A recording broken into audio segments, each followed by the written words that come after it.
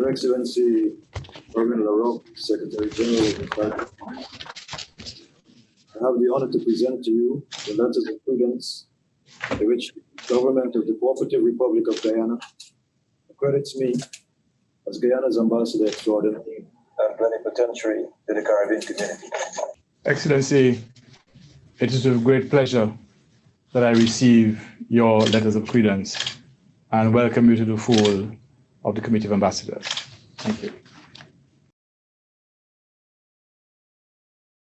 Your Excellency, Irvin LaRocque, Secretary General of the Caribbean Community, Honorable Hugh Todd, Minister of Foreign Affairs and International Cooperation, Her Excellency Elizabeth Harper, Permanent Secretary of the Ministry of Foreign Affairs and Guyana's first Ambassador to CARICOM, distinguished officials and staff of the CARICOM Secretariat, Excellencies, colleague ambassadors to CARICOM, esteemed colleagues of the Ministry of Foreign Affairs, ladies and gentlemen,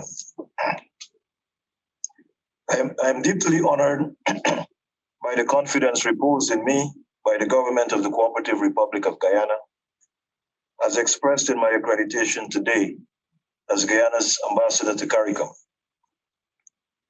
I pay tribute to my distinguished predecessor, colleague and friend, Ambassador Charlene Phoenix, for her exemplary service in this role. Mr. Secretary General, we meet at a time fraught with challenge for the Caribbean community. Our thoughts and prayers are especially with our sisters and brothers in St. Vincent and the Grenadines, who at this time must contend with the dictates of the Soufriere volcano.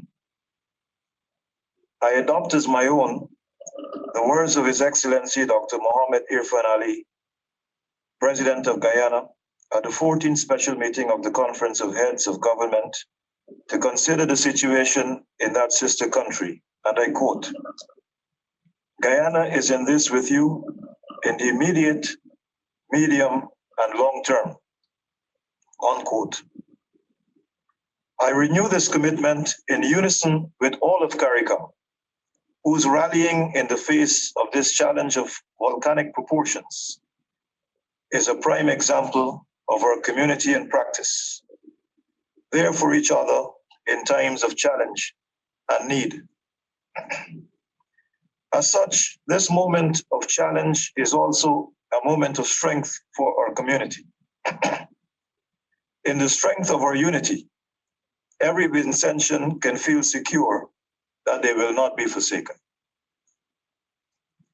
Mr. Secretary General, whether it be La Soufriere volcano, COVID-19, climate change, crime and violence, debt, economic downturn, food insecurity, long-term structural constraints, natural disasters, NCDs, the sundry challenges of the Caribbean community will best be confronted in the strength of our unity, in the renewed demonstration of our resolve and resilience, through ingenuity and innovation, and the combining of our various and complementary capabilities. So too must our engagement with the international community be anchored in our common purpose, though our strains be diverse. As proven oft before in regional, hemispheric, and global fora on matters of importance to our community, our force together is greater than that of the sum of our parts. As a founding member of the Caribbean community and the proud hosts of its headquarters, Guyana is pleased to renew our unalterable commitment to this premier regional institution and to join hands with sister CARICOM states to move our integration process forward towards achieving the goals articulated in the revised Treaty of Chaguaramas. And Guyana will remain ever grateful for the unwavering support of CARICOM in our quest to maintain and preserve our sovereignty and territorial integrity. As our region grapples with the debilitating impacts and uncertainties of the COVID-19 pandemic, compounding long-term development challenges, it behooves us to strive evermore to ensure a strong, united, and resilient CARICOM, supported by a strengthened CARICOM Secretariat and community institutions fit for purpose in the 21st century. And here I salute your efforts, Mr. Secretary General, to further strengthen our community through its institutions. CARICOM perforce must look anew at the opportunities that lie in our single economic space under construction, the CARICOM single market and economy. In this vein, Guyana reaffirms its commitment to the full implementation of the CSME and welcomes the renewed focus on addressing critical regional priorities, such as food and nutrition security.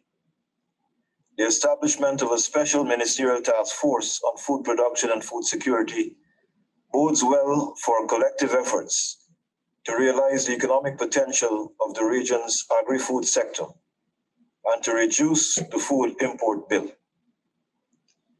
Renewed attention must also be paid with equal fervor to other areas, including removing the barriers to intra-regional trade, achieving energy security, creating a single ICT space, and addressing long-standing structural constraints in order to fully actualize the potential of the CSME. Our aim should be to create for every Caribbean citizen a safe, secure, and prosperous environment that engenders socioeconomic advancement and the full realization of their creative and productive capacities. I am aware, Mr. Secretary General, that one of my principal roles as ambassador to CARICOM would be to facilitate advancement of the integration process through implementation at the national level.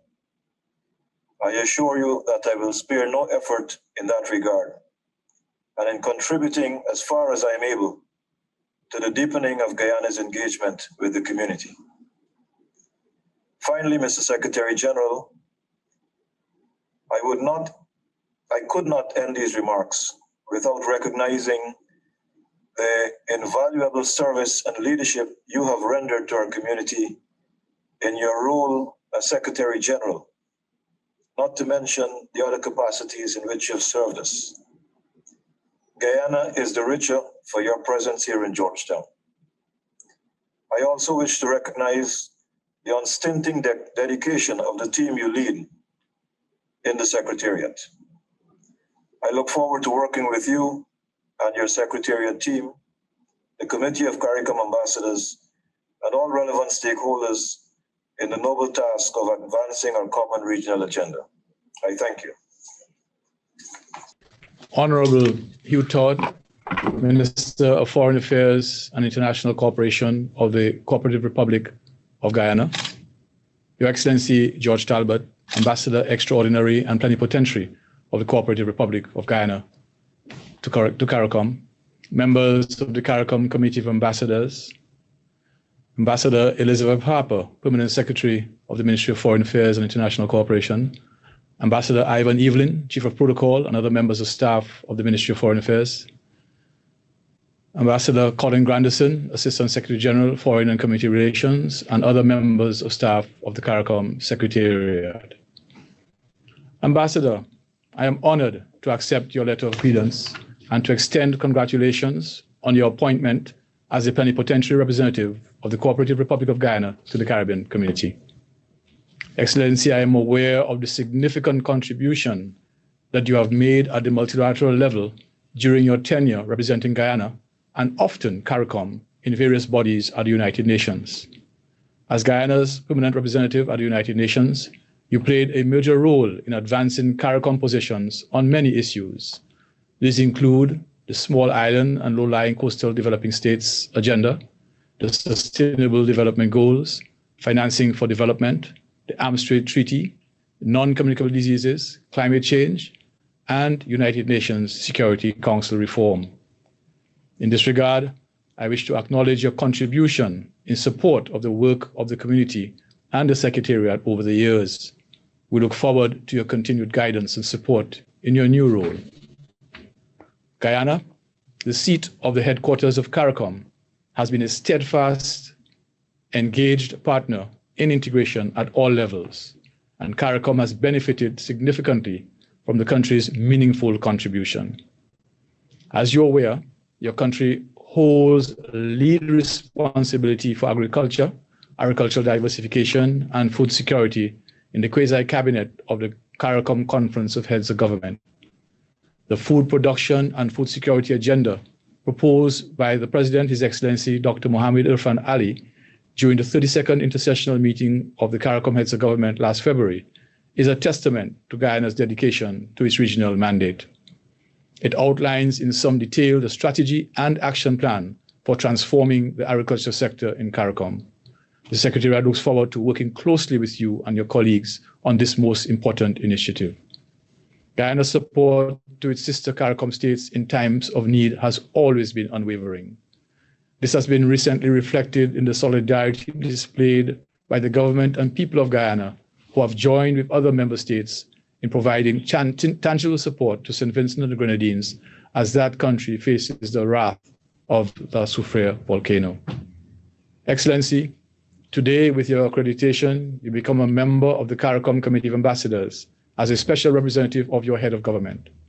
As part of that body, you will have the opportunity to help shape the future direction of the integration movement and strengthen the CARICOM identity and spirit of community amongst our countries. This committee is an important addition to the governance structure of our community and has as its principal focus the advancement of the integration process.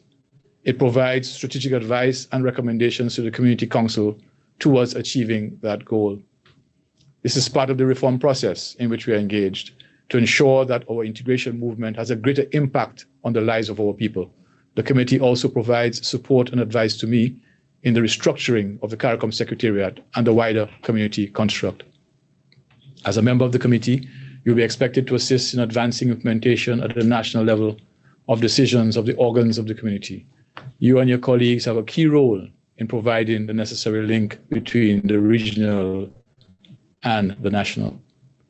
A significant part of your mandate is to engage and interact with your citizens to highlight and promote the objectives, work, and benefits of the community.